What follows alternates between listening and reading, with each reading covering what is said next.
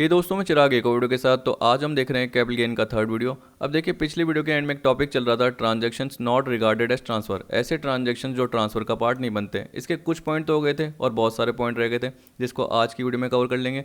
अब देखिए, जो कुछ पॉइंट रह गए थे इसको समरी में देख लेते हैं, यानी ब्रीफ में देख लेते हैं, जिससे आज की वीडियो से आप इसको रिलेट कर सकोगे। अब देखिए, आपको पता है कि पहला पॉइंट बताया था, एक कंपनी का लिक्विडेशन हो रहा है तो अपनी कैपिटल एसेट को शेयर होल्डर को डिस्ट्रीब्यूट कर रही है, तो वो कंपनी के हैंड में ट्रांसफर नहीं माना जाएगा। दूसरे पॉइंट में था, जैसे एक एच है उसका पार्टीशन हो रहा है, टोटल या पार्शियल पार्टीशन हो रहा है, तो अपनी कैपिटल एसेट्स मेंबर को डिस्ट्रीब्यूट कर रहा है, तो वो भी ट्रांसफर नहीं माना जाएगा। इसी तरीके से अगर आप अपनी कैपिटल एसेट्स गिफ्ट के फॉर्म में, विल के फॉर्म में यानी वसीयत में, या इररिवोकेबल ट्रस्ट के फॉर्म में किसी और को ट्रांसफर करते हो, तो वो भी कैपिटल एसेट का पार्ट नहीं माना जाएगा एक तरीके से, और कैपिटल गेन में चार्जेबल नहीं होगा। लेकिन एक्सेप्शन में क्या बताया था कि अगर एक एम्प्लॉय उसके पास ESOP प्लान के, यानी एम्प्लॉय स्टॉक ऑप्शन प्लान के अकॉर्डिंग जो भी शेयर उसने खरीदे हैं, अगर उसने किसी और को गिफ्ट कर दिए, तो वो तो ट्रांसफर का पार्ट आएगा ही आएगा, और उस पर कैपिटल गेन का पार्ट कैलकुलेट होगा ही होगा। ठीक है। वैसे 47(4) में देखा था कि 100% होल्डिंग कंपनी क्या कर रही है, सब्सिडरी कंपनी को ट्रांसफर कर रही है। लेकिन याद रखना, जो सब्सिडरी कंपनी है वो इंडियन कंपनी होनी चाहिए। जो भी कैपिटल से ट्रांसफर कर रही है वो किसको कर रही है, सब्सिडरी कंपनी को, जो इंडियन कंपनी है। वैसे 100% सब्सिडरी कंपनी होल्डिंग कंपनी को कर रही है, जो कि एक इंडियन कंपनी है। वैसे अमालगमेशन की स्कीम कि जैसे ए कंपनी है जो कि अमालगमेटिंग इंडियन कंपनी है, ठीक है, और बी कंपनी है, या ये मान के चलिए चलो ए कंपनी अमालगमेटिंग इंडियन कंपनी ले, लेकिन जो बी कंपनी, जो अमालगमेटेड कंपनी है, वो इंडियन कंपनी ही होनी चाहिए। इसका मतलब अगर ए कंपनी बी कंपनी में मिल गई, तो ए की जो भी कैपिटल से ट्रांसफ़र हो रही है बी में, वो ट्रांसफ़र नहीं मानी जाएगी अगर ये अमालगमेशन का पार्ट है, सीधी सी बात। और जो अमालगमेटेड यानी बी कंपनी है वो इंडियन कंपनी होनी चाहिए। ये ट्रांसफरर और ये ट्रांसफरी, ये अमालगमेटिंग और ये अमालगमेटेड। वैसे आपने अमालगमेटिंग फॉरेन कंपनी देखा और अमालगमेटेड फॉरेन कंपनी, जैसे ये ए कंपनी फॉरेन कंपनी थी और बी कंपनी भी फॉरेन कंपनी थी, ये USA की थी और ये जापान की थी, ऐसे मान के चल लीजिए। तो USA की जो कंपनी थी उसके पास क्या थे, इंडियन कंपनी के शेयर थे।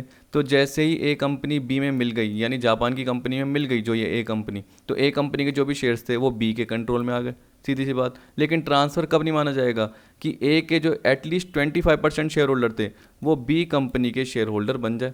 इसी तरीके से जो ए कंपनी है, यानी USA की कंट्री की जो कंपनी है, तो USA की कंट्री इन पर्टिकुलर जो ट्रांसफ़र पे कैपिटल गेन पर टैक्स नहीं लगाती हो, ये कंट्री कौन सी, USA की, यानी अमालगमेटिंग कंपनी की कंट्री। किसकी, ए कंपनी की, मतलब अमालगमेटिंग कंपनी की कंट्री। बताया था मैंने आपको पॉइंट। वैसे ऐसे आगे कवर किए थे। तो ऐसे करते करते आपका डीमर्ज का पार्ट आया था, जिसमें आपको बताया कि डीमर्ज कंपनी, रिजल्टिंग कंपनी। तो डीमर्ज कंपनी क्या करती है, रिजल्टिंग कंपनी को जो भी कैपिटल से ट्रांसफर करती है, तो रिजल्टिंग कंपनी इंडियन कंपनी होनी चाहिए, तो वो ट्रांसफर का पार्ट नहीं होगा। वैसे ही आपने सेम टू सेम किस में देखा था कि अभी 25% देखा एटलीस्ट, तो आपने अमालगमेटिंग फॉरेन कंपनी और अमालगमेटेड फॉरेन कंपनी देखा। वैसे डीमर्ज के केस में क्या था, डीमर्ज फॉरेन कंपनी और रिजल्टिंग फॉरेन कंपनी, सारा पार्ट सेम था, लेकिन सिर्फ क्या था, 25% की जगह 3/4 का पार्ट था।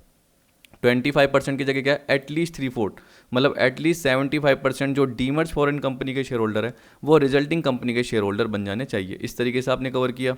फिर देखिए, अब अपना ये पॉइंट रह गया था, यहाँ से स्टार्ट करना था। सेक्शन 47(6)(CA ये बोल रहा है, any transfer in business reorganisation of a capital asset by the predecessor cooperative bank to successor cooperative bank. वही रिकंस्ट्रक्शन का केस है, जिसमें कैपिटल एसेट्स क्या हो रही है, एक पहले वाला बैंक है और एक मान के चलिए नया बैंक आ गया, ठीक है। तो पहले बैंक से जो कैपिटल एसेट है वो नए बैंक पे ट्रांसफर हो रही है, तो ये बिजनेस रीऑर्गेनाइजेशन के केस में हो रही है, यानी रिकंस्ट्रक्शन के केस में हो रही है। वैसे यहाँ पे बोल दिया any transfer bye share holder. अब देखिए यहाँ पे तो क्या हो रहा है कि बैंक क्या कर रहा है, कैपिटल एसेट ट्रांसफर कर रहा है। यहाँ पे बोल रहा है कि any transfer by a share holder in a business reorganization of a capital asset being a share or shares held by him in the predecessor cooperative bank if the transfer is made in consideration of the allotment to him of any share or shares in the successor cooperative bank। Simple सा point है कि आपके पास predecessor cooperative bank के shares थे। आपको पता है कि अगर आपने ट्रांसफ़र कर दिया किसको, सक्सेसर कोऑपरेटिव बैंक को, तो सामने वाला क्या देगा, आपको कैश देगा। लेकिन यहाँ पे ऐसा नहीं हो रहा, आपको उसके बदले में इस सक्सेसर कोऑपरेटिव बैंक के ही शेयर मिल रहे हैं, तो उस केस में ये ट्रांसफ़र नहीं माना जाएगा आपके लिए, और कैपिटल गेन के फॉर्म में चार्जेबल नहीं होगा। यानी शेयर के बदले आपको क्या मिल रहे हैं, शेयर मिल रहे हैं, आपको कोई कंसिडरेशन में कैश वैश नहीं मिल रहा। ये हो गया।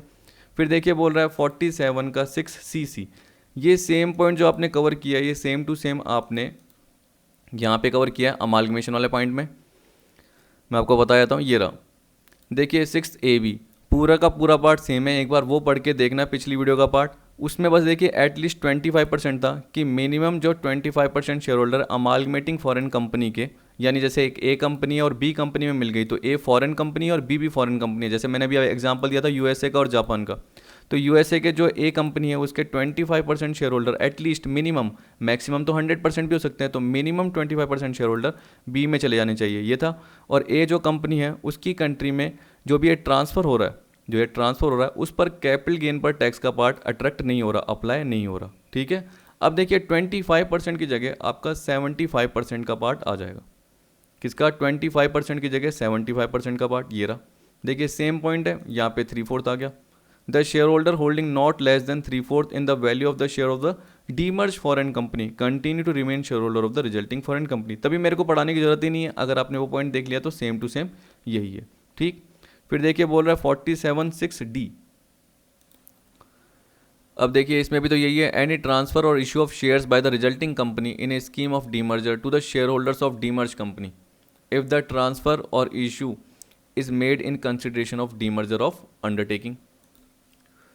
और देखिए कभी भी समझ में नहीं आता तो खुद एग्जाम्पल बना के कर सकते हो, सिंपल सा पार्ट है, पूरा ढंग से पढ़िए, इसकी हिंदी कीजिए और आप एग्जाम्पल बना सकते हैं। जैसे देखिए कोई ABC कंपनी है, ठीक है, अब क्या हो गई कि वो डीमर्ज हो गई, यानी उसमें से एक यूनिट निकल के आ गई। जैसे मैंने बताया था ना कि 3 यूनिट है, 4 यूनिट है, उसमें से एक यूनिट अलग से हो गई, तो मान के चलिए कि जो ABC लिमिटेड है उसमें से एक यूनिट निकल के C लिमिटेड बन गई, ठीक है। जैसे 3 यूनिट थी, 3 में से एक हिस्सा चले गया और बाकी इसके 2 ही बच गए, तो ये डीमर्ज कंपनी और ये क्या है? C लिमिटेड रिजल्टिंग कंपनी है। तो ये बोला रिजल्टिंग कंपनी ने क्या कर रखा है? ट्रांसफ़र कर रखा है। एनी ट्रांसफर और issue of share by the resulting company in a scheme of demerger to the share holder of the demerge company, तो डीमर्ज कंपनी के शेयर होल्डर, ठीक है, आपको पता है कि अलग हो गई C लिमिटेड, तो C लिमिटेड ने क्या कर रखा है कि अपने शेयर्स इशू कर रखे हैं, अपने शेयर्स इशू कर रखे किसके? डीमर्ज कंपनी के शेयर होल्डर को। इफ़ द ट्रांसफर और issue is made in consideration of demerger of the undertaking, इसका मतलब शेयर के बदले शेयर दिए जा रहे हैं। तो ABC लिमिटेड यानी डीमर्ज कंपनी के जो शेयर होल्डर है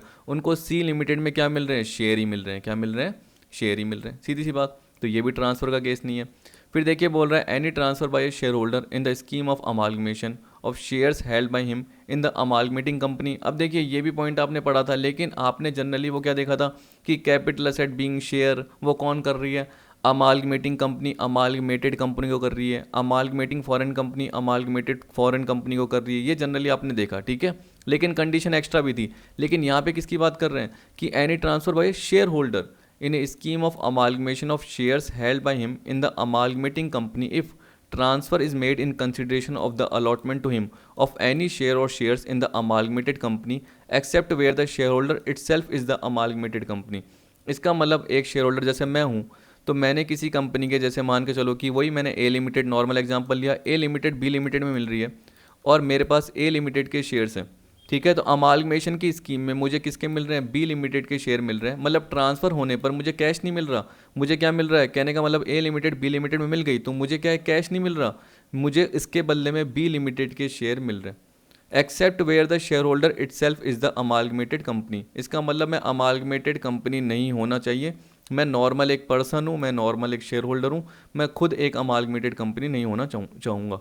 accept where the share holder itself is the amalgamated company, क्योंकि देखिए अगर ये हो जाता है तो जनरली आपको पता है कि यहाँ पे जो ये प्रोविज़न है वो शेयर होल्डर के पॉइंट ऑफ व्यू से, जबकि ऊपर जो आपने देखे थे वो अमालगमेटेड और अमालगमेटिंग कंपनी के पॉइंट ऑफ व्यू से। और देखिए बोल रहा है कि amalgamated company is an Indian company, जो B लिमिटेड है जो हमें शेयर दे रही है, क्योंकि हमारे पास पहले A लिमिटेड के थे, ये अमालगमेटिंग कंपनी हो गई, ये B में मिल गई, तो B लिमिटेड जो भी कंपनी है वो इंडियन कंपनी होनी चाहिए, सिंपल सा पॉइंट। फिर देखिए बोल रहा है 47(7)(a) any transfer of a capital assets being foreign currency convertible bonds or global depository receipt refer to in section 115 AC subsection 1 made outside India by a non resident to another non resident. देखिए जो global depository receipt है, ये तो मैं आपको international financial instrument something इस वाला topic था, अगर आपने देखा हो जो अपना बिजनेस फाइनेंस से रिलेटेड है, उसमें मैं आपको GDR ADR बता चुका हूँ। नॉर्मल पॉइंट ऑफ व्यू से बताऊंगा कि देखिए एक जैसे मैंने बताया था ADR भी बताया था। ADR मतलब क्या है? अमेरिका में एक तरीके से इशू हो रहे हैं, और GDR क्या हो गया? यूरोप में हो गए, बस ये याद रख लीजिएगा। और अगर आपको डिटेल में जाना है तो वहाँ पे जा सकते हो, जो मैंने आपको international financial instrument business finance वाले टॉपिक में बताया, तो वहाँ से आपको GDR पता चल जाएगा। जैसे ICICI बैंक के मैंने एग्जाम्पल दिया था, उसमें शायद ADR में एग्जाम्पल दिया था उस वक्त, तो मैंने बताया था आईसीआईसीआई बैंक है, ठीक है, और वो क्या कर रहा है कि शेयर इशू करता है यहाँ पे, लेकिन वो चाहता है कि बाहर इशू हो जाए, लेकिन बाहर वो एक तरीके से रजिस्टर्ड नहीं है, तो वो किसके थ्रू कर सकता है, डिपॉजिटरी पार्टिसिपेंट के थ्रू कर सकता है। यानी बाहर का कोई एक तरीके से क्या होगा, डिपॉजिटरी बैंक होगा, उसके थ्रू जो स्टॉक एक्सचेंज है वहाँ के, यानी जैसे मैं अगर किसकी बात कर रहा हूँ, अमेरिकन डिपॉजिटरी रिसिप्ट की बात कर रहा हूँ, तो यूएसए का जो स्टॉक एक्सचेंज है नेस्डैक बोलते हैं ना वहाँ पे। वैसे अगर मैं यूरोप की बात कर रहा हूँ तो लग्जमबर्ग स्टॉक एक्सचेंज हो गया, वहाँ पे जनरली मैं अपने स्टॉक जो भी हैं यानी शेयर्स हैं वो एक तरीके से इशू करवा सकता हूँ, किसके फॉर्म में, ग्लोबल डिपॉजिटरी रिसिप्ट के फॉर्म में, या जैसे मैंने नेस्डैक बोला तो अमेरिकन डिपॉजिटरी रिसिप्ट के फॉर्म में। वैसे फॉरेन करेंसी कन्वर्टेबल बॉन्ड क्या हो गया कि ऐसे बॉन्ड, देखिए कन्वर्टेबल बॉन्ड का तो मतलब क्या हो गया, जो शेयर्स या डिबेंचर्स में कन्वर्ट हो जाए ऐसे बॉन्ड। लेकिन फॉरेन करेंसी का मतलब क्या हो गया कि हमने बॉन्ड इशू करें इंडिया के बाहर, ठीक है, जिससे हमें क्या मिलेगी, फॉरेन करेंसी मिलेगी। किसी इंडियन कंपनी ने विदेशी मुद्रा के बदले फॉरेन करेंसी के कन्वर्जन में कोई बॉन्ड इशू करे, ठीक है, बाद में वो शेयर्स या डिबेंचर्स में कन्वर्ट हो जाएंगे, इसलिए उसको क्या बोलते हैं, फॉरेन करेंसी कन्वर्टेबल बॉन्ड। ये अगर हुए हैं तो देखिए इसमें 3 कंडीशन आ गई अपने आप ही, कि एक तो ये पॉइंट ट्रांसफर्ड असेट्स क्या होनी चाहिए, दूसरा transfer has been made by a non resident to another non resident.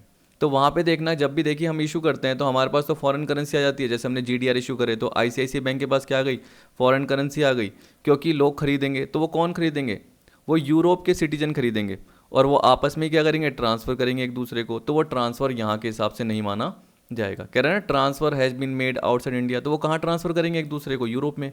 अगर मैं बोल रहा हूँ कि अमेरिकन डिपॉजिटरी रिसिप्ट जैसे, तो वो यूएसए में। ठीक इस तरीके से नॉर्मल आपको एग्जाम्पल दे रखे हैं, सिंपल सा पार्ट। तो ये बोल रहा है ट्रांसफ़र जो होना चाहिए वो आउटसाइड इंडिया होना चाहिए।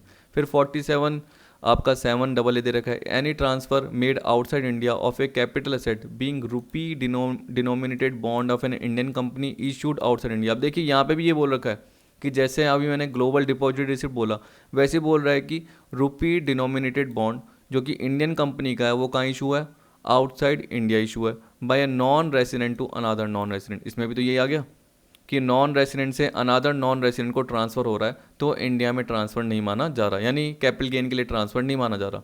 इन case of non resident, any gain arising on account of appreciation of रूपी against a foreign currency at the time of redemption of रूपी denominated bond of N Indian company held by him shall be ignored for the purposes of computation of full value of consideration under this section। क्यों, क्योंकि हम किसकी बात कर रहे हैं, non resident से नॉन रेसिडेंट को ट्रांसफ़र की बात कर रहे हैं।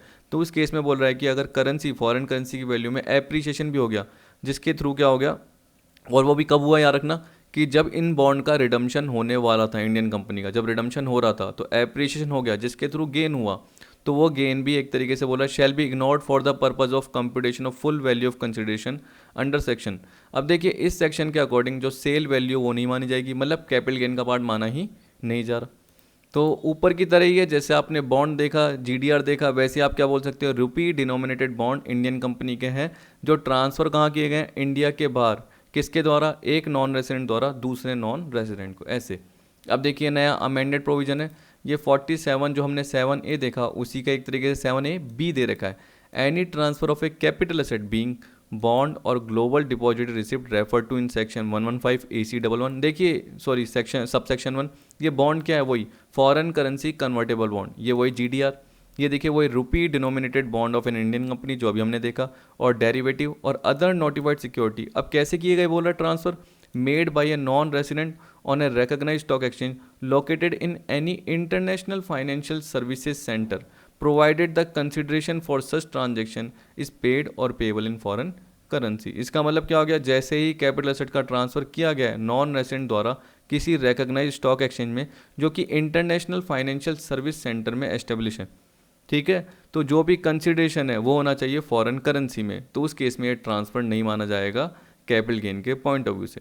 फिर आ गया 47(7)B, any transfer of a capital assets being a government security carrying a periodic payment of interest made outside India through an intermediate dealing in settlement of securities by a non resident to another non resident. अब देखिए आप जितने भी point देख रहे हो, non resident to another non resident की बात कर रहा है, और जो भी एक तरीके से ट्रांसफ़र हो रहा है उसका जो भी पेमेंट जो भी हो रहा है वो फॉरेन करेंसीज में ही हो रहा है, तब जाके वो ट्रांसफ़र का पार्ट नहीं माना जा रहा। आउटसाइड इंडिया हो रहा है, नॉन रेसिडेंट से दूसरे नॉन रेसिडेंट को हो रहा है, और फॉरेन करेंसी में पेमेंट ये सब कुछ हो रहा है, ठीक है।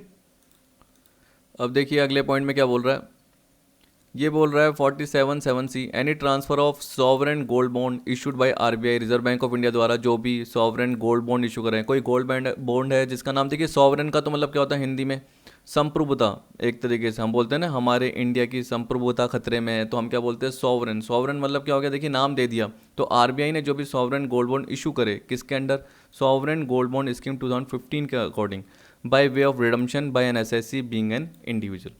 तो ये बोल रहा है कि अगर जनरली क्या हो रहा है कि एक एसएससी जिसके पास सॉवरेन गोल्ड बॉन्ड है, जैसे ही रिडम्पशन का पार्ट आया, कहने का मतलब मैच्योरिटी पीरियड आया, तो उसको जो भी अमाउंट मिलेगा ट्रांसफ़र करने के केस में, क्योंकि गोल्ड बॉन्ड क्या होगा, उसके पास सर्टिफिकेट होंगे, क्योंकि उसने क्या कर रखा है एक तरीके से गवर्नमेंट से या जिससे भी ये गोल्ड बॉन्ड है आरबीआई ने जो भी इशू करे हैं तो आरबीआई से खरीद रखे हैं। अब जब भी वो क्या करेगा, उसको रिडम्पशन की डेट आएगी तो उसको जो भी अमाउंट मिल जाएगा वो ट्रांसफ़र के केस में नहीं कहलाएगा, यानी कैपिटल गेन के केस में नहीं कहलाएगा। नॉर्मल सा पार्ट यही है। फिर देखिए 47(9), any transfer of capital asset being A work of art, मतलब कोई कलात्मक कार्य है तो उसको आपने ट्रांसफ़र किया। आप देखिए किसको किया होगा वो देख लेना। तो ये बोल रहा है any transfer of a capital asset being A work of art, तो कोई कलात्मक कार्य से रिलेटेड कोई कैपिटल एसेट है। आर्कियोलॉजिकल मतलब कोई पुरानी चीज़ हो गई, पुरातत्व ऐतिहासिक चीज़ हो गई, ठीक है। साइंटिफिक और आर्ट कलेक्शन बुक हो गया, ठीक है। वैज्ञानिक वस्तु हो गई, कोई कलात्मक संग्रह हो गया, बुक हो गया, मैन्यूस्क्रिप्ट हो गया। देखिए मैन्यूस्क्रिप्ट को हिंदी में बोलते हैं पांडुलिपि। अब देखिए जो दे रखा है मैं आपको वही बता रहा हूँ। तो पुस्तक हो गई, कोई पांडुलिपि हो गई, ड्राइंग हो गई यानी रेखाकृति हो गई, पेंटिंग, फोटोग्राफ और प्रिंट टू द गवर्नमेंट। अब देखिए ट्रांसफ़र किसको किया जा रहा है, गवर्नमेंट को या किसी यूनिवर्सिटी को या किसी नेशनल म्यूजियम को। एक शायद मैंने फर्स्ट वीडियो में आपको बताया भी था क्वेश्चन में कि जनरली उस पर कैपिटल गेन का पार्ट आपका नहीं आएगा, वो ट्रांसफ़र नहीं कहलाएगा। तो देखिए नेशनल म्यूजियम को किया जा रहा है, नेशनल आर्ट गैलरी को, नेशनल आर्काइव्स में, और any such other public museum or institution as may be notified by the central government in the official gazette to be of national importance or to be of renown throughout any state or states. तो जब भी ये transfer किया जा रहा है तो generally इनको फ्री में दिया जा रहा है। जब भी किसी यूनिवर्सिटी को, किसी संग्रहालय को दिया जा रहा है, किसी आर्ट गैलरी को दिया जा रहा है तो वह रखने के लिए दिया जा रहा है। कोई राष्ट्रीय कला गैलरी हो गई, कोई राष्ट्रीय संग्रहालय हो गया, कोई केंद्र सरकार द्वारा नोटिफाइड यानी सेंट्रल गवर्नमेंट द्वारा नोटिफाइड कोई पब्लिक म्यूजियम हो गया, वहाँ दिया जा रहा है। तो जो भी दे रहा है वो जनरली फ्री ऑफ कॉस्ट दे रहा होगा, वो उस पर कोई वैल्यू नहीं ले रहा होगा मेरे हिसाब से, ठीक है। क्योंकि यहाँ पे तो यही बोल रखा है एनी ट्रांसफ़र, अमाउंट तो नहीं बोल रखा, लेकिन जनरली जो भी लोग देंगे वो क्या करेंगे, एक तरीके से ऐसे ही पब्लिक म्यूजियम के फॉर्म में दे देंगे। चलो अमाउंट में भी देंगे तो यहाँ पे ऐसा कुछ नहीं बोल रखा, तो उसका मतलब क्या हुआ कि ये ट्रांसफ़र के केस में नहीं माना जाएगा।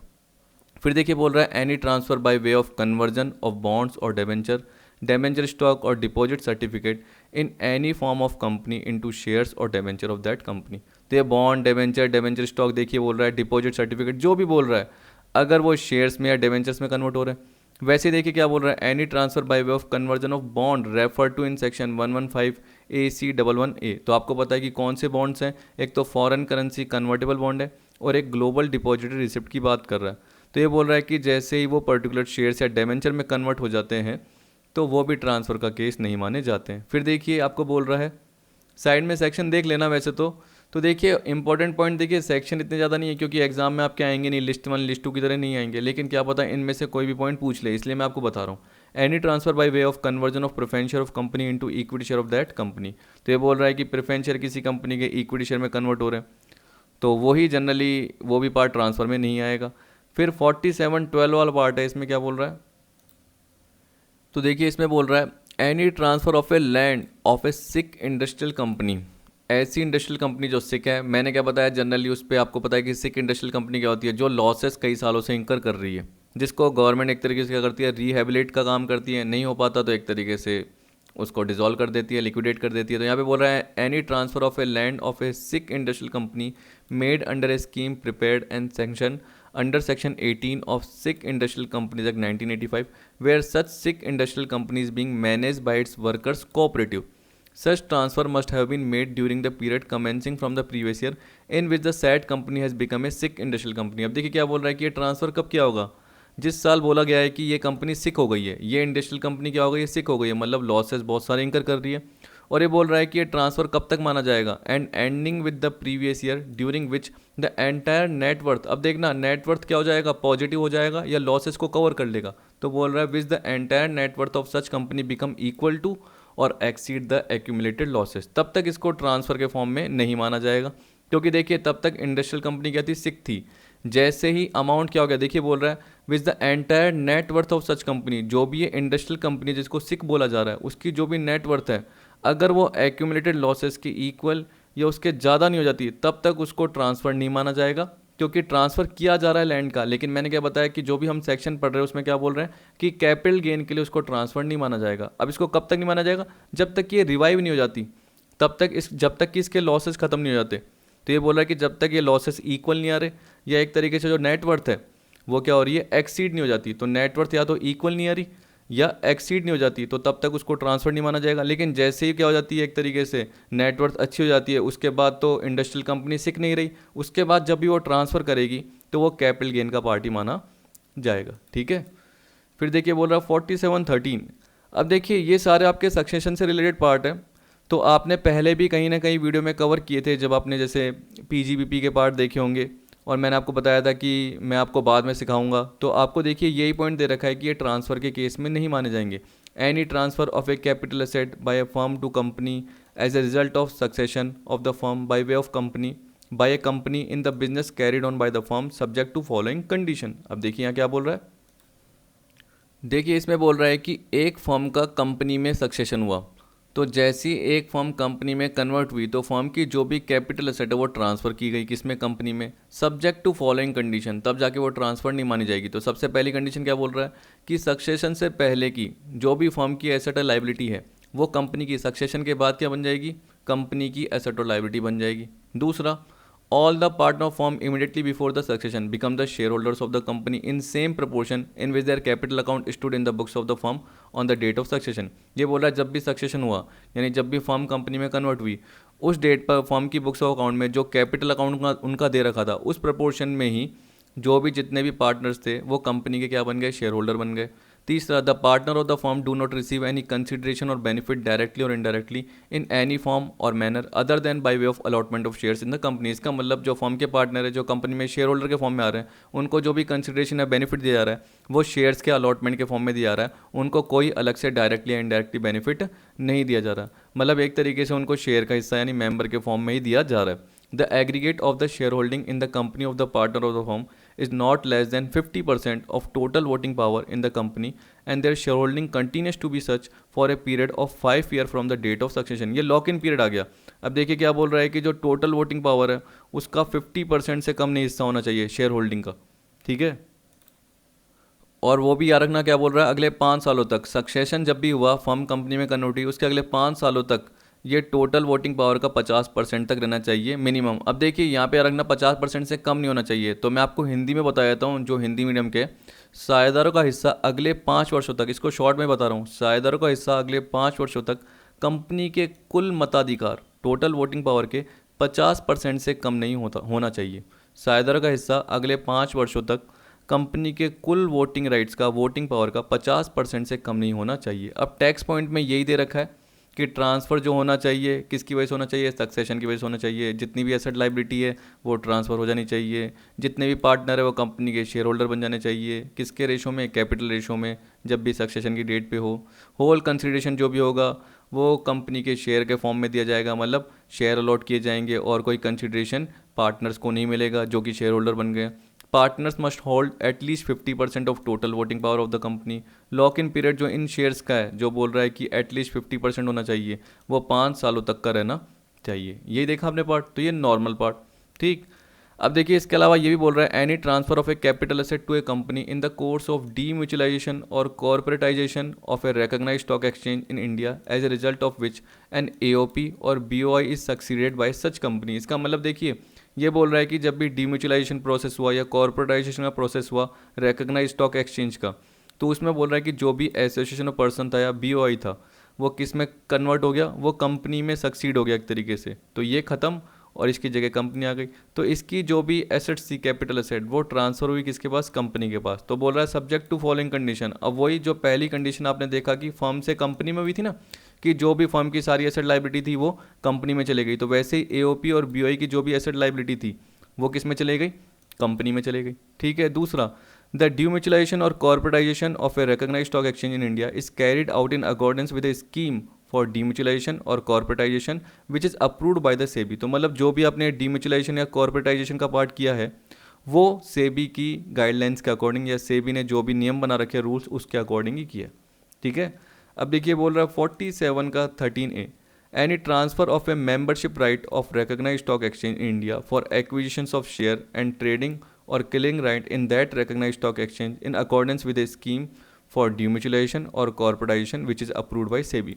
अब देखिए अगर आप रिकॉग्नाइज्ड स्टॉक एक्सचेंज के मेंबर थे, आपका मेंबर राइट ट्रांसफ़र होके, क्योंकि आपको पता है कि जनरली इस रिकॉग्नाइज्ड स्टॉक एक्सचेंज का कॉर्पोरेटाइजेशन हो गया, एक तरीके से कंपनी के फॉर्म में कन्वर्ट हो गया, तो ये बोल रहा है कि मेंबरशिप राइट के बदले में आपको क्या मिले, इस पर्टिकुलर कॉर्पोरेटाइजेशन वाले जो भी रिकॉग्नाइज्ड स्टॉक एक्सचेंज जिसका कॉर्पोरेटाइजेशन हो गया है उसके क्या मिले, आपको शेयर्स मिले। तो आपने अपना मेंबरशिप राइट उस रिकॉग्नाइज्ड स्टॉक एक्सचेंज से ट्रांसफ़र करके, क्योंकि कंपनी में वो रिकॉग्नाइज्ड स्टॉक एक्सचेंज हो गया था, कॉर्पोरेटाइजेशन हो गया था, तो जो भी शेयर्स हैं वो आपके पास आ गए। आपके पास कोई ट्रेडिंग राइट आ गया या कोई क्लियरिंग राइट आ गया तो वो भी ट्रांसफ़र का पार्ट नहीं माना जाएगा, वो ट्रांसफ़र के केस में नहीं आएगा। और देखिए ये भी याद रखना कि मैं ये नहीं बोल रहा कि एग्जम्प्ट नहीं होगा, सॉरी एग्जम्प्ट होगा, एग्जम्प्ट नहीं भी हो सकता। दूसरे जैसे पीजीबीपी की बात कर रहे हैं, इनकम फ्रॉम अदर सोर्स की बात कर रहे हैं, उनमें टैक्सेबल हो सकता है, लेकिन कैपिटल गेन के लिए इनको ट्रांसफर का पार्ट नहीं माना जाएगा। याद रखना जो भी पर्टिकुलर पॉइंट बता रहा हूँ। तो 47(13)B, any transfer of a capital asset और intangible asset by a private company और unlisted public company to limited liability partnership. अब देखिए इसमें भी यही बोल रखा होगा, जैसे आपने फर्म से कंपनी का देखा, वैसे यहाँ पे किसकी बात कर रहा है कि जो कंपनी एक प्राइवेट कंपनी और एक अनलिस्टेड पब्लिक कंपनी, अगर वो किस में कन्वर्ट हो रही है, एलएलपी में। तो अब देखिए यहाँ पे क्या बोल रहा है, a share held in the company by a shareholder as a result of conversion of the company into a LLP shall not regarded as transfer if following condition are satisfied। तो ये बोल रहा है कि ट्रांसफ़र नहीं माना जाएगा अगर ये फॉलोइंग कंडीशन सेटिस्फाइड हो जाती है। अगर ये सेटिस्फाइड नहीं होती तो ट्रांसफ़र माना जाएगा और उस पर कैपिटल गेन का पार्ट अप्लाई होगा। तो हम क्या बोल रहे हैं कि हमें ट्रांसफ़र नहीं मानना, तो उसके लिए क्या क्या कंडीशन होनी चाहिए, कि ये बोल रहा है कि जो कंपनी थी यानी जो प्राइवेट कंपनी थी या जो अनलिस्टेड पब्लिक कंपनी थी जिसकी जो भी एसेट्स या लाइबिलिटी है, जैसे ही कन्वर्जन हुआ उसके बाद वो एलएलपी की एसेट लाइबिलिटी हो जानी चाहिए। ठीक है, उसके बाद देखिए कैपिटल कंट्रीब्यूशन का सेम वही पार्ट, फिर उसके बाद देखना कि कोई बेनिफिट नहीं उठाया हो, सेम पार्ट, फिर उसके बाद देखना वही 50% का और लॉक इन पीरियड का सेम पार्ट। तो देखिए एक्स्ट्रा पॉइंट है, बार बार वही बताने पड़ेंगे, पर आप समझ गए होंगे क्योंकि सिंपल सा पार्ट है, ज़्यादा टिपिकल नहीं है। तो यहाँ तक का पार्ट तो आपका सेम ही है। अब ये वाला पॉइंट एक्स्ट्रा है, ये बता देता हूँ क्या दे रखें। तो देखिए इस पॉइंट में क्या बोल रहा है, द टोटल सेल, टर्नओवर और gross receipt in the business of the company in any of the 3 previous years preceding the previous year in which the conversion take place. जहाँ पे जो ये कंपनी की बात कर रहे हैं, हम यहाँ पे कंपनी बोल रहे हैं, तो कंपनी अगर एलएलपी में जिस साल कन्वर्ट हुई उससे जस्ट पहले के 3 सालों में, ठीक है, कह रहा है इन any of the 3 previous year, पिछले 3 सालों में से किसी भी साल में जो टोटल सेल, टर्नओवर है, ग्रॉस रिसिप्ट है, वो 60 लाख से ज़्यादा नहीं हुई हो। ठीक है, डज नॉट एक्सीड ₹60 लाख। तो इसका मतलब अगर वो 60 लाख से ज़्यादा हो जाती है तो कंडीशन पूरी नहीं हुई और इसका मतलब ट्रांसफ़र का पार्ट माना जाएगा। जबकि यहाँ पे हम जो कंडीशन पढ़ रहे हैं वो किसके लिए पढ़ रहे हैं कि ट्रांसफ़र का पार्ट नहीं माना जाए और वो कैपिटल गेन में टैक्सेबल ना हो। ठीक है, तो इसलिए वो 60 लाख से ज़्यादा टोटल सेल नहीं होनी चाहिए, पिछले साल को छोड़ के उससे जस्ट पहले के 3 सालों में से किसी भी साल। The total value of asset as appearing in the books of account of the company in any of the 3 previous year preceding the previous year in which the conversion take place does not exceed ₹5 crore. अब देखिए जैसे आपकी total sale का part था, same to same point है, बस यहाँ पे टोटल वैल्यू ऑफ असेट की बात कर रहे हैं। तो पिछले साल को छोड़ के जब कन्वर्जन हुआ उसको छोड़ के उससे जस्ट पहले के 3 सालों में से किसी भी साल जो एसेट की टोटल वैल्यू है जो बुक्स ऑफ अकाउंट में अपीयर है वो 5 करोड़ से ज़्यादा नहीं होनी चाहिए। अगर 5 करोड़ से ज़्यादा हो जाती है तो इसका मतलब वो ट्रांसफ़र माना जाएगा। तो हमें ट्रांसफ़र नहीं माना, इसलिए 5 करोड़ से ज़्यादा नहीं होनी चाहिए, 60 लाख से ज़्यादा सेल का पार्ट नहीं होना चाहिए। No amount is paid directly indirectly to any partner out of balance of accumulated profit standing in the accounts of company on the date of conversion for a period of 3 year from the date of conversion. क्योंकि देखिए आप याद रखना कि LLP की बात कर रहा था और पार्टनर के फॉर्म में हो गई, तो बोल रहा है कि जैसे कन्वर्जन की डेट पे जो एक्यूमुलेटेड प्रॉफिट का बैलेंस था उसमें से कोई भी अमाउंट डायरेक्टली इनडायरेक्टली 3 सालों के लिए पे नहीं किया गया from the date of conversion. जैसे ही कन्वर्जन हुआ उसके बाद अगले 3 सालों तक जो भी जब देखो ये किस डेट को है, कन्वर्जन की डेट को जो एक्यूमुलेट प्रॉफिट का बैलेंस है उसमें से पार्टनर को कोई अमाउंट पेड नहीं किया गया हो डायरेक्टली इनडायरेक्टली अगले 3 सालों के लिए। ठीक है, तो कन्वर्जन की डेट पे हम एक्यूमुलेट प्रॉफिट का बैलेंस देख रहे हैं, उसमें से अमाउंट क्या कर रहे हैं, पार्टनर को पे कर रहे हैं, तो वो ट्रांसफ़र का पार्ट हो जाएगा। नहीं करो, आप पे नहीं करो तभी वो ट्रांसफ़र नहीं होगा। ठीक है, अब देखिए 47(14) where a sole proprietor concern is succeeded by a company in the business carried on by it, as a result of which the sole proprietary concern sales or otherwise transfer any capital asset to the company subject to following condition। अब देखिए condition same है, इसलिए याद रखना यहाँ पे soul proprietary concern का मतलब क्या हो गया, इंडिविजुअल बिजनेस। जैसे मेरा एक सिंगल बिजनेस है, कोई पार्टनर नहीं है, तो हम किस में एक तरीके से कन्वर्ट हो गए, कंपनी में, यानी हमने अपना जो बिजनेस है वो किसको बेच दिया, कंपनी को बेच दिया। तो जो सारी एसेट लाइबिलिटी है सोल प्रोप्राइटरी की वो कंपनी की बन जाएगी। वही प्रोप्राइटरी जो होल्ड करेगा वो कंपनी में 50% से कम शेयर होल्ड करना नहीं चाहिए, मतलब मिनिमम 50% शेयर तो उसके होने ही चाहिए, और वो अगले 5 सालों तक होने चाहिए। जैसे ही सक्सेशन की डेट आई, यानी सक्सेशन का मतलब क्या हो गया, इंडिविजुअल किस में कन्वर्ट हो गया, कंपनी में, तो उस डेट से लेके 5 सालों तक मिनिमम टोटल वोटिंग पावर के मिनिमम 50% शेयर होने चाहिए। इसके अलावा जो सोल प्रोप्राइटर है उसको शेयर्स के अलावा और कोई बेनिफिट नहीं मिलना चाहिए कंपनी में। ठीक है, tax point, transfer must have taken place as a result of succession. देखिए ये तो वही पॉइंट है, बताने की जरूरत नहीं है, एक बार पढ़ के देख लेना। अब मैं इसलिए बता रहा हूँ जल्दी में क्योंकि ये एक्स्ट्रा पॉइंट है, ये बार बार वही पॉइंट होते हैं जो आपने ऊपर देखे, सीधा सा पार्ट है। अब देखिए यहाँ पे क्या बोल रहा है, सेक्शन 47 जो 13 और जो आपने 14 का पार्ट देखा, exam the capital gain on transfer of capital asset and not stock in trade, therefore if stock is transferred at profit it will be taxable as business income. तो ये बोल रहा है कि ये कैपिटल गेन पे जो एग्जाम्शन का पार्ट है वो किसकी बात कर रहा है, देखिए कि ये कैपिटल एसेट की बात कर रहा है। ये बोल रहा है कि अगर स्टॉक इन ट्रेड ट्रांसफर हुआ है, क्योंकि हम कैपिटल एसेट की बात कर रहे हैं ट्रांसफर की, लेकिन अगर स्टॉक का ट्रांसफर हुआ है, प्रॉफिट भी हुआ है, तो वो बिजनेस इनकम का पार्ट माना जाएगा। फिर देखिए आपको दे रखे हैं, ये पॉइंट होने ही वाले हैं, अब आपके ज़्यादा टिपिकल नहीं है, नॉर्मल से। देखिए क्या बोल रहा है, 4715 any transfer in a scheme for lending of any security under an agreement or arrangement which the assessee has entered into with borrower of such security and which is subjected to guidelines issued by SEBI or the RBI। तो normal part है ये तो। देखिए इसमें normal इसलिए बोला क्योंकि आपको पता है कि कोई भी जब क्या करते हैं हम लोन, जैसे मैंने लैंडिंग बोला ना, यानी लोन के अकॉर्डिंग, जैसे आपने लोन लिया तो लोन से रिलेटेड आपको क्या करना है, पेमेंट करना है। पेमेंट नहीं कर पाते तो कोई सिक्योरिटी गिरवी रखी है तो वो आपको क्या करनी पड़ती है, ट्रांसफ़र करनी पड़ती है, वो सिक्योरिटी का अमाउंट देना पड़ता है। यानी एक तरीके से हम बोल सकते हैं कि जो भी आपने सिक्योरिटी गिरवी रखी है, जैसे शेयर्स हो गए, कुछ भी हो गए, वो देने पड़ते हैं। तो उसके अकॉर्डिंग जो भी ट्रांसफ़र हुआ है, क्योंकि आप क्या नहीं कर पाए, लोन का पेमेंट नहीं कर पाए, तो उसके बदले में आपने क्या कर दिया, जो भी सिक्योरिटीज़ का पार्ट है, क्योंकि आपको पता है कि बैंक से लोन लिया है तो कोई ना कोई सिक्योरिटी गिरवी रखी होगी आपने, तो अगर आप लोन का पेमेंट नहीं कर पाए तो सिक्योरिटी का पार्ट देना पड़ेगा, तो वो ट्रांसफ़र के केस में आ गया। लेकिन यहाँ पे इसको ट्रांसफ़र नहीं माना गया है, ऐसा बोला गया। ठीक है, फिर बोल रहा है any transfer of a capital asset in a transaction of reverse mortgage under A scheme made and notified by the central government. देखिए रिवर्स मॉर्गेज जनरली ये होता है कि एजेड पर्सन होते हैं, उनका कोई इनकम का सोर्स नहीं होता, उनको अपने रिपेयर मेंटेनेंस का, घर का खर्चा चलाना पड़ता है। तो 60 साल से ऊपर के जो पर्सन है वो ये रिवर्स मॉर्गेज के लिए अप्लाई कर सकते हैं। वो क्या करते हैं, उनके पास जो सेल्फ ऑक्यूपाइड प्रॉपर्टी है, खुद का जो घर है, वो क्या करते हैं, बैंकों को दे देते हैं। बैंक क्या करते हैं फिर मंथली जैसे पेंशन मिलती है ना, वैसे मंथली अमाउंट क्या करते हैं, उन पर्सन को देते हैं, उन एजेड पर्सन को देते हैं। अब अगर एजेड पर्सन की डेथ हो गई तो क्या होगा कि जो प्रॉपर्टी है वो किसके पास है, बैंक के पास है। अब बैंक क्या करेगा, उसको बेचेगा, बेचने के बाद जो भी उसका पैसा मिलेगा, जो भी अमाउंट रिसीव्ड हुआ, उसमें से जो भी है ना ड्यू अमाउंट था, ड्यू अमाउंट का मतलब, क्योंकि बैंक क्या कर रहा था, मंथली पेंशन उनको दे रहा था, उन पर्सन को दे रहा था, तो जो भी मंथली पेंशन दी गई तो इसके थ्रू जो भी देखो इंटरेस्ट का पार्ट बना, क्योंकि बैंक ऐसे फ्री में तो देगा नहीं, तो जो भी बैंक प्रॉपर्टी बेचने के बाद अमाउंट रिसीव्ड करेगा, तो जो भी ड्यू अमाउंट बना, मतलब जैसे लोन दिया प्लस उसका इंटरेस्ट का पार्ट हुआ, ये मान के चलिए ना, तो जो भी अमाउंट हुआ वो रिकवर कर लेगा, और बाकी अमाउंट जिसकी भी डेथ हुई है, जिस भी एजेड पर्सन की डेथ हुई है, उसके लीगल हेयर को दे देगा। ठीक है, इसका मतलब जो एजेड पर्सन है, जो मंथली पेंशन ले रहा है, जब तक वो जिंदा है उसको लोन को पेमेंट करने की जरूरत नहीं है, क्योंकि उसने अपनी प्रॉपर्टी क्या कर रखी है, मॉर्गेज के फॉर्म में दे रखी है बैंक को, और बैंक क्या कर रहा है, मंथली पेंशन दे रहा है। तो उसके बेसिस पे बोल रहा है कि अगर कोई कैपिटल एसेट का ट्रांसफर हो गया तो वो ये ट्रांसफर के केस में नहीं माना जाएगा। फिर बोल रहा है any transfer of a capital assets being share of a special purpose vehicle refer to in section 10 subsection 23 FC to a business trust.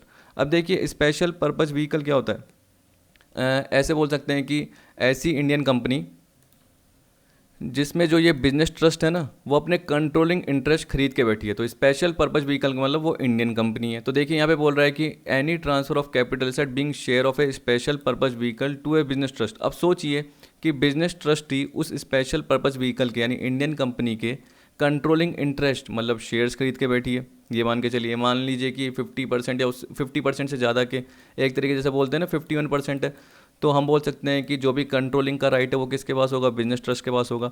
अब ये जो स्पेशल पर्पज व्हीकल है, मतलब इंडियन कंपनी अगर अपनी कैपिटल एसेट को इसे ट्रांसफर करती है in exchange of units allotted by that trust to the transferor, तो इसका मतलब क्या हो गया, जो भी ये बिजनेस ट्रस्ट है उसने जो भी यूनिट्स अलॉट किए। अब देखिए capital asset special purpose vehicle Indian company ने बिजनेस ट्रस्ट को ट्रांसफ़र किए और बिजनेस ट्रस्ट ने बदले में यूनिट उस ट्रांसफरर कंपनी को, मतलब स्पेशल पर्पज व्हीकल को दिए, तो उस केसेस में ये ट्रांसफ़र का पार्ट नहीं माना जाएगा, ऐसे बोल रखा है। फिर देखिए आपको बोल रखा है इस पॉइंट में, any transfer by a unit holder of a capital asset being a unit or units held by him in the consolidating scheme of a mutual fund made in consideration of the allotment to him of a capital asset being a unit or units in consolidated scheme of mutual fund। जैसे आपने अमालगमेटिंग company और अमालगमेटेड company का देखा, वहाँ पे आपने क्या बोला, कैपिटल एसेट के फॉर्म में मान के चलिए शेयर अमालगमेटिंग कंपनी के अमालगमेटेड कंपनी में जा रहे हैं, तो यहाँ पे यूनिट की बात कर रहा है। यहाँ पे बोल रहा है कि जो कैपिटल एसेट का यूनिट होल्डर है वो क्या कर रहा है, यूनिट्स को या यूनिट्स को जो कि कंसोलिडेटिंग स्कीम में है, जैसे अमालगमेटिंग कंपनी बोल रहे हैं ना, तो वैसे ही कंसोलिडेटिंग स्कीम में है और वो कहाँ जा रहे हैं, कंसोलिडेटेड स्कीम में जा रहे हैं। इसका मतलब कंसोलिडेटिंग स्कीम मर्ज हो रही है किसमें, कंसोलिडेटेड स्कीम में। और कंसोलिडेटिंग स्कीम के जो भी यूनिट्स हैं या यूनिट होल्डर जो भी यूनिट्स होल्ड करके बैठा है उसको बदले में कंसोलिडेटेड स्कीम के यूनिट्स मिल रहे हैं।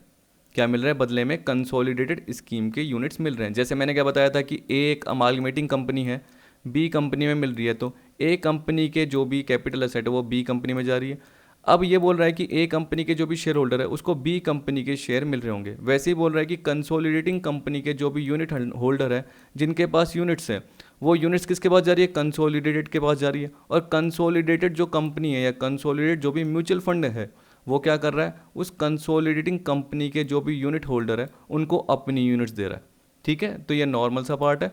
ये बोल रहा है the exemption is available only the consolidation of two or more scheme of equity oriented fund or of two or more scheme of a fund other than equity oriented fund. तो ये mutual fund के case में ये generally इसकी बात कर रहा है। और आपको पता है कि इक्विटी ओरिएंटेड फंड भी एक तरीके से क्या होते हैं, जो म्यूचुअल फंड के अगेंस्ट ही एक तरीके से बने हुए हो। और जहाँ पे हम बोल सकते हैं कि जो कंपनी के पास क्या एक तरीके से जो कंपनी इशू कर रही है एक तरीके से रिकग्नाइज स्टॉक एक्सचेंज में, वो इक्विटी शेयर ही इशू कर रही है। मैंने जनरली आपको इक्विटी ओरिएंटेड फंड का पार्ट बताया था, मिनिमम 90% वाला पार्ट, तो आपको ध्यान होगा।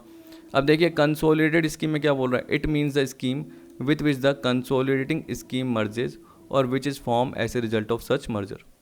कंसोलिडेटिंग स्कीम मीन्स का मतलब क्या हो गया, scheme of a mutual fund which merges under the process of consolidation of the schemes of mutual fund in accordance with the Securities and Exchange Board of India Regulation 1996 made under the Securities and Exchange Board of India Act 1992। इसका मतलब क्या है, जो consolidating है वो consolidated में मिल रही है।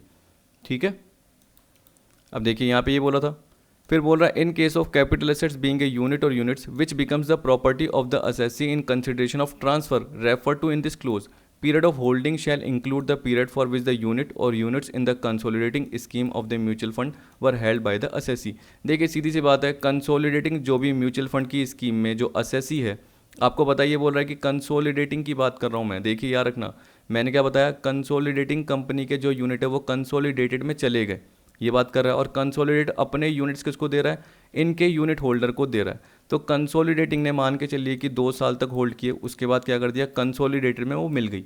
तो इसका मतलब इस 2 साल के पीरियड को भी देखा जाएगा। जैसे आप नॉर्मल अमालगमेटिंग और अमालगमेटेड कंपनी की बात करते हो, जैसे आप डीमर्ज और रिजल्टिंग कंपनी की बात करते हो, सेम आपको देखना है। अगर आपको टिपिकल लग रहा है तो इतने पार्ट को छोड़ देना, क्योंकि इतना ज़्यादा एग्जाम में नहीं आता, वो तो मैंने यहाँ पे थोड़ा एक्स्ट्रा बता दिए।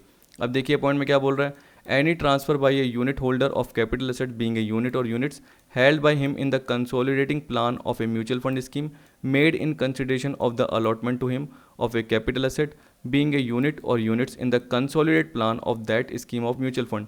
देखिए इस पॉइंट का सिंपल मतलब क्या है, जो ऊपर था सेम टू सेम है कि कंसोलिडेटेड प्लान के अंदर जो भी यूनिट होल्डर के पास यूनिट्स थी वो उसने क्या कर दिया, जैसे ही कंसोलिडेटेड प्लान में ट्रांसफ़र हो गया तो ये ख़त्म हो गई और इसकी जगह ये बन गई। तो इसके यूनिट होल्डर के जो भी यूनिट है वो कहाँ ट्रांसफ़र हो गए, यहाँ हो गए। और कंसोलिडेटेड प्लान के अंदर जो भी म्यूचुअल फंड है उन्होंने बदले में क्या अलॉट किया, बदले में उन्होंने भी यूनिट या यूनिट से अलॉट की होगी। तो देखिए जैसे शेयर के बदले में शेयर, वैसे ही म्यूचुअल फंड स्कीम में यूनिट के बदले यूनिट हो रहे हैं। जैसे उसमें एक अमालगमेटिंग थी, यहाँ पे एक कंसोलिडेटिंग है। जैसे वहाँ पे एक अमालगमेटेड थी, यहाँ पे क्या है, कंसोलिडेटेड है। ठीक है, बस आपको ये याद रखना है। तो इस तरीके से आपका पार्ट पूरा हो गया। अब देखिए कुछ टिपिकल थे, लेकिन फिर भी मैंने जल्दी जल्दी में बताने की कोशिश करी। वैसे इतने पॉइंट आपके आते नहीं है, लेकिन फिर भी ट्रांसफ़र के केस में क्या क्या नहीं आएगा, मुझे तो सारे पॉइंट ही कवर कराने थे। वैसे देखिए अब हम देखेंगे कंप्यूटेशन ऑफ कैपिटल गेन का पार्ट। इसके साथ हम एग्जाम्पल भी कवर कर लेंगे, एक एक करके आपको एग्जाम्पल देखिए मिलते जाएंगे। ठीक है, बहुत सारे मैंने एग्जाम्पल कवर करें, तो आपको बीच में देखिए ये भी एग्जाम्पल मिल जाएगा। इस तरीके से आपको बहुत सारे एग्जाम्पल मिलते जाएंगे और कैपिटल गेन का पार्ट भी आपका हो जाएगा। तो आई होप आपको वीडियो पसंद आई होगी। वीडियो देखने के लिए थैंक यू।